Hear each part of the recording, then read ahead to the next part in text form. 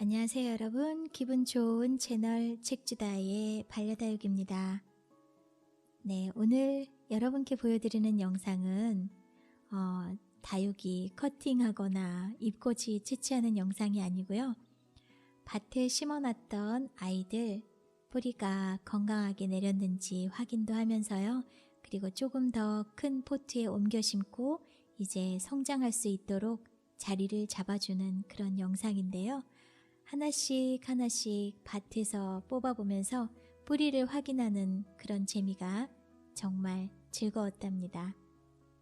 이렇게 나물 채취하는 것처럼 빨간 바구니에 하나씩 하나씩 옮겨줬고요.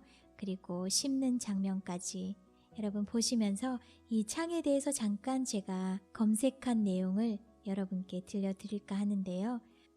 네, 창다육은 우리 구독자님들도 아시다시피 종류가 어마어마하게 많죠. 이름을 하나하나 지금 보여드리는 영상 속 아이들도 제가 이름을 여러분께 알려드릴 수가 없을 만큼 너무나 다양하고 많은 아이들인데요. 지금 보고 계신 아이들도 어느 정도 성장을 하고 난 후에야 아이들의 이름을 알 수 있을 것 같습니다. 창다육은 키우기 쉽다고도 하지만 또 지식이 전혀 없다면 어려운 품종이라고도 할 수 있습니다. 창다육이 성장하는 계절은 봄, 가을, 겨울인데요. 겨울 같은 경우는 1월, 2월은 성장을 거의 멈추는 시점이라고 하네요. 그래서 그 시기에는 물을 주지 않는 게 좋다고 합니다. 하지만 성장하는 계절에는 뿌리만 건강하다면 2주 간격으로 저면 관수를 하셔도 좋고요. 아주 강한 햇살이 비추는 곳보다는 은은하게 들어오는 자리에 두면 더 덩치도 커지고 튼튼하게 자랄 수 있답니다. 사이즈 신경 안 쓰시고 짱짱하고 아담한 사이즈를 좋아하신다면 햇볕 많이 보여주시는 게 좋고요. 물을 참 좋아하는 아이들이라 조금만 물을 굶기면 잎의 길이가 들쭉날쭉해서 관상용으로 예쁘게 자라지 않는다고 하네요. 성장하는 계절에는 꼭 규칙적인 물주기가 가장 중요하다고 합니다.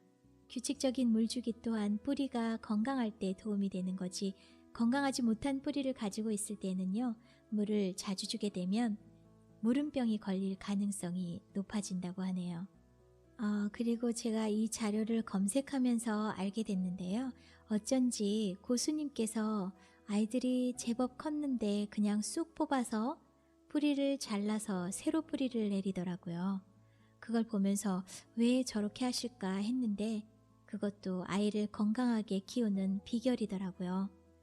최대 2년 안에는 전체 뿌리를 잘라서 새 뿌리를 내리게 해서 심어주면 아주 풍성하고 건강하게 키울 수 있는 비결이 되기도 한답니다.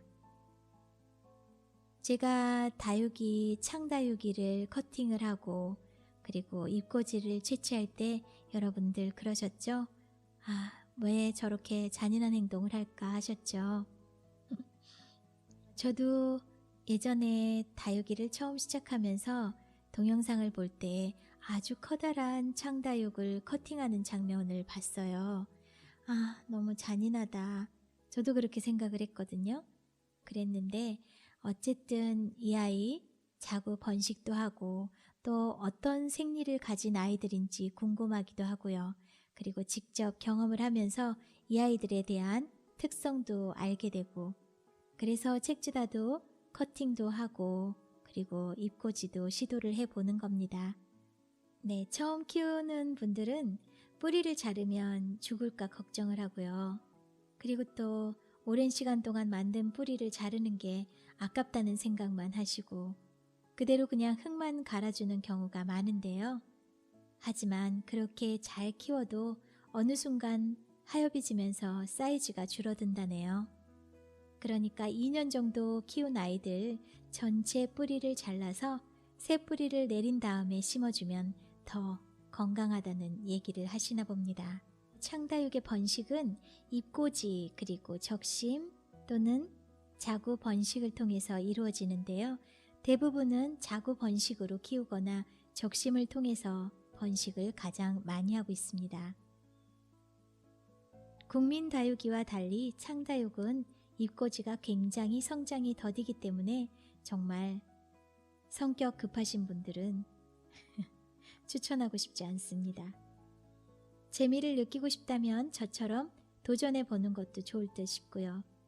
자구 번식을 할 때는 자구를 자르는 도구는 반드시 소독한 후에 해주시고, 그리고 책주다가 한 것처럼 커팅한 자리는 루톤이나 마데카솔 가루, 아니면 정 없으시면 밀가루도 괜찮습니다.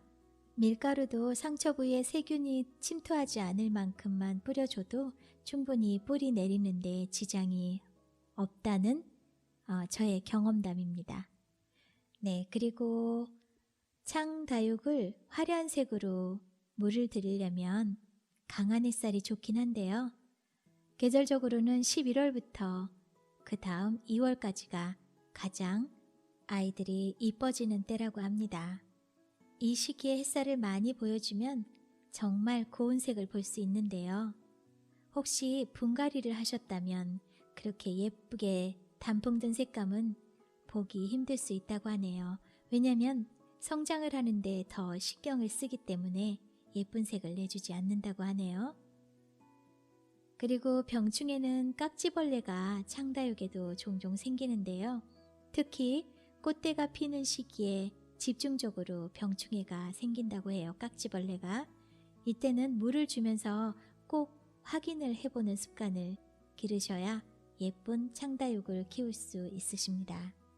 깍지가 생기면 약재를 살포해야 하는데 너무 강하게 하면 또 아이들이 약해를 입을 수 있으니까 반드시 희석하는 비율을 맞춰서 해주셔야 합니다. 자, 오늘은 책주다가 창다육에 대해서 서치한 이야기를 여러분과 함께 나누었는데요. 이 아이들 분갈이 하는 영상 끝까지 얼마나 예쁘게 잘 심어줬나 지켜보시고요. 오늘 책주다 창다육에 대해서 주절주절 여기서 마치도록 하겠습니다. 여러분께 조금이라도 도움이 되셨길 바랍니다. 네, 이 시간 이후에도 행복하시고요. 책주다 또 다른 정보를 얻으면 여러분과 함께 나누겠습니다. 구독과 좋아요 부탁드리겠습니다. 여러분 사랑합니다.